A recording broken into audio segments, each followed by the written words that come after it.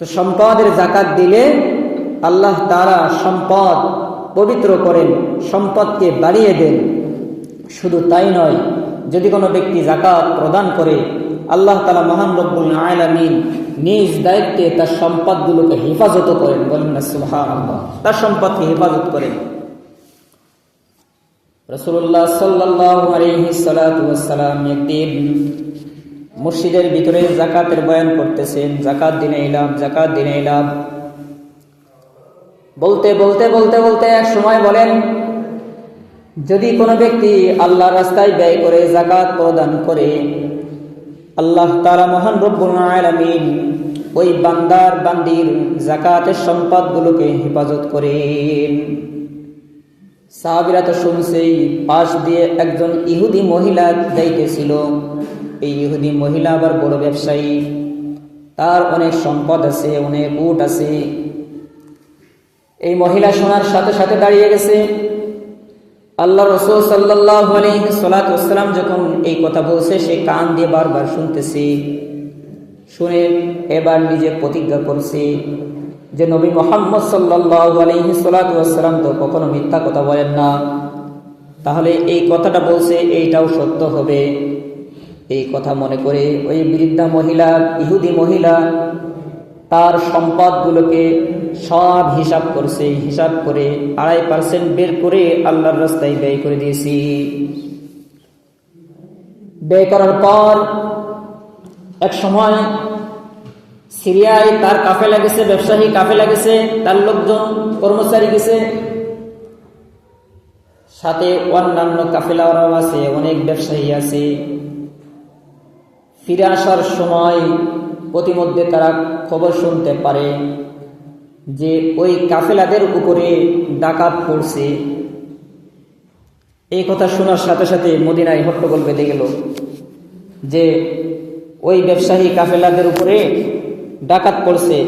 এখন ওই মহিলা বলতেছে, আমার সম্পদ যদি নষ্ট হয় তাহলে আমি নবী মুহাম্মদ সাল্লাল্লাহু আলাইহি সাল্লামের থেকে বুঝে নেব, কারণ তার কথা অনুযায়ী আমি যাকাত দিয়েছি। তো আমার বিশ্বাস আছে যে আমার সম্পদ তার আল্লাহ হেফাজত করবে। এই কথা বলতেছে। বলতে বলতে হঠাৎ করে দেখা গেল যে ওই মহিলার যতগুলি উট ছিল, 100 উট ছিল, কোটি টাকার সম্পদ, কোটি কোটি টাকার সম্পদ, 100 উট ছিল, সবগুলো আসছে। আর অন্য ব্যবসায়ী কাফেলা যারা আছে তাদের সম্পদগুলো নাই, উটগুলো চুরি হয়ে গেছে, ডাকাতি হয়ে গেছে। তো জিজ্ঞাসা করতেছে যে তোমাদেরগুলো আসলো আর অন্য দিকগুলো আসলো না, তার কারণ কি?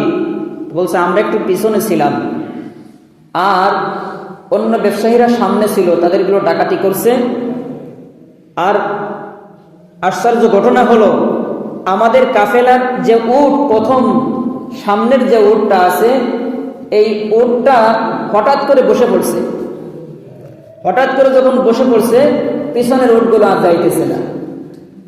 হঠাৎ করে বসে পড়ছে, সে অসুস্থ হয়ে গেছে। সামনের উটটা দীর্ঘক্ষণ সময় সে ওঠে নাই, না ওঠার কারণে পিছনের উটগুলোর সামনে যায় নাই। তো আমরা অনেকক্ষণ সেখানে অপেক্ষা করলাম, সেখানে খাবার দাবার করলাম। দীর্ঘক্ষণ সময় অপেক্ষা করে আমরা সামনে এসেছি, আমরা কোনো ডাকাত টাকাত কিছু দেখি নাই।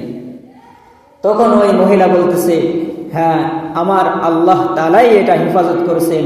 আমি নবী মুহাম্মদ সাল্লাল্লাহু আলাইহি ওয়াসাল্লামের কাছে শুনে আমি হিসাব করে আমি যাকাত প্রদান করেছিলাম। আল্লাহ তাআলা আমাকে এই সম্পদ নষ্ট করে নাই, আমার সম্পদ আমার কাছে ফিরিয়ে দিয়েছেন। যেই আল্লাহ আমার সম্পদ আমার কাছে ফিরিয়ে দিয়েছেন যাকাত দেওয়ার কারণে, আমি সেই আল্লাহর উপর ঈমান আনলাম, আমি সেই নবীর উপর ঈমান আনলাম। মহিলা মুসলমান হয়ে গেছে। সুবহানাল্লাহ। যাকাত প্রদান করলে, সম্পদ আল্লাহর রাস্তায় ব্যয় করলে, বাকি সম্পদকে হেফাজত করেন আল্লাহ। আল্লাহ তাআলা হেফাজত করেন, আল্লাহ তাআলা হেফাজত করেন। যাকাত এটা গরিবের উপর অনুগ্রহ নয়, গরিবের উপর দয়া নয়। নামাজ যেমন ফরজ, আমি আপনি নামাজ আদায় করি, ফরজ, এটা মসজিদে এসে আমি আপনি পড়ি, পবিত্রতা অর্জন করে নামাজ আদায় করি, নিজে নিজে গুরুত্ব সহকারে নামাজ আদায় করি। রোজা ফরজ, গুরুত্ব সহকারে রোজা রাখি। প্রত্যেক আমল যেমন গুরুত্ব সহকারে করি, যাকাতটাও নিজ দায়িত্বে গরিবদের নিকটে পৌঁছে দিতে হবে। নিজ দায়িত্বে গরিবদের নিকটে পৌঁছে দিতে হবে। এখন তো সিস্টেম হয়েছে, বিভিন্ন জায়গায় কিছু শাড়িও কিনতে পাওয়া যায়, শাড়ি লুঙ্গি, যাকাতের শাড়ি লুঙ্গি কিনতে পাওয়া যায় অল্প দামে, একবার দুইবার পড়লে আর পড়া যায় না। লোক দেখানো যাকাত, এইগুলো না, দিতে হবে আল্লাহ তাআলার সন্তুষ্টির জন্য, আল্লাহর খুশির জন্য দিতে হবে। আল্লাহর দেওয়া সম্পদ আল্লাহ তাআলা আপনাকে আমাকে দান করলে সেটা গরিবদের নিকটে পৌঁছায় দেওয়ার দায়িত্ব আমার আপনার। গরিবদেরকে কষ্ট করে নয়, গরিবদের ঘরে ঘরে বেছে বেছে, এমন গরিব আছে যারা চাইতে পারে না, এমন গরিবদেরকেও দিতে হবে। অনেক মানুষ আছে গরিব, সম্মান নষ্ট হয় এজন্য তারা চায় না। মর্যাদাবোধ কিছু ব্যক্তি আছে, আত্মসম্মানবোধ কিছু লোক আছে, তারা মানুষের কাছে হাত পাতে না। এমন কিছু মানুষ খুঁজে খুঁজেও তাদেরকে দিতে হবে। বাস্তবে গরিব কিন্তু চাইতে পারে না, এমন ব্যক্তি আছে, তাদের কাছে গোপনে যেয়ে দিতে হবে, অন্য ব্যক্তিদেরকে দিতে হবে। বেশি হকদার হলো নিজের আত্মীয় স্বজনের ভিতরে যদি থাকে গরিব মানুষ, তাদেরকে দিতে হবে। এরপরে যদি মাদ্রাসার লিল্লাহ ফান্ড থাকে, যে সমস্ত জায়গায় গরিবরা ফ্রিতে খায়, সে সমস্ত জায়গায় দিলে আরো বহু গুণ সওয়াব বেশি পাওয়া যাবে। তো যাকাত নিজের পক্ষ থেকে নিজ দায়িত্ব মনে করে আদায় করতে হবে। গরিবের প্রতি অনুগ্রহ না, অহংকার না, অহংকার করা যাবে না।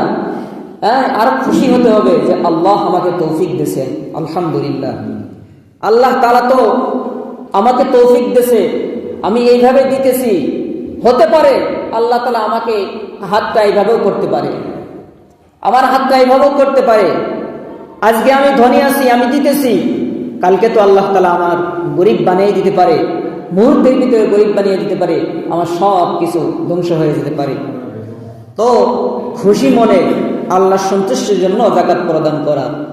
তো যাকাত যারা প্রদান করবে তাদের সম্পদ আল্লাহ তাআলা বৃদ্ধি করে দিবেন।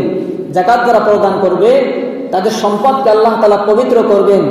যাকাত যারা প্রদান করবে তাদের সম্পদকে আল্লাহ তাআলা নিজ দায়িত্বে হেফাজত করবেন। সুবহানাল্লাহ।